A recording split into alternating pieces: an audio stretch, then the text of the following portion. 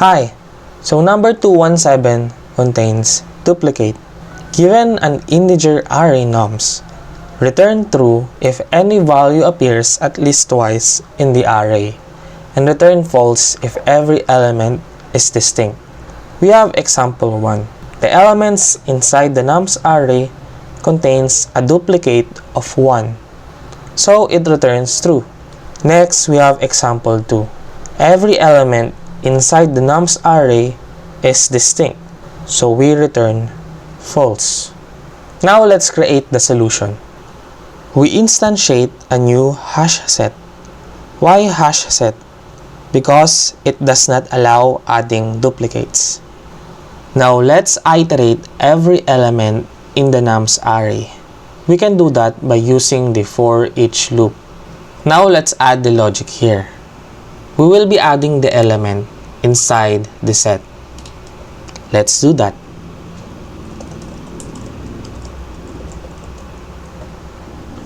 If we can add the element inside the set, we will just continue the iteration.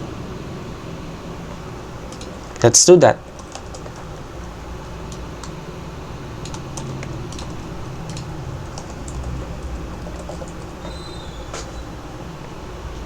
If we cannot add the element inside the set, then this will return false and it will not execute the continue, which will jump from this line of code and go to the next iteration. So this will execute the lines of code below. We will return true, which means it is true because it contains a duplicate. Then if everything can be added, if every element can be added to the set, it will just continue without executing return true.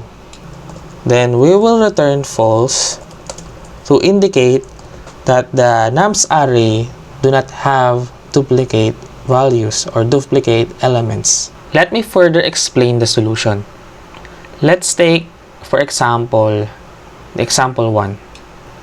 Element 1 is distinct, so we can add it to the set and continue the iteration. Element 2 is distinct, and we can add it to the set so we can continue the iteration. Element 3 is distinct, and we can add it to the set so we can continue the iteration. Element 1 is a duplicate. The condition of the statement is false, and it will not run the continue. So it returns true.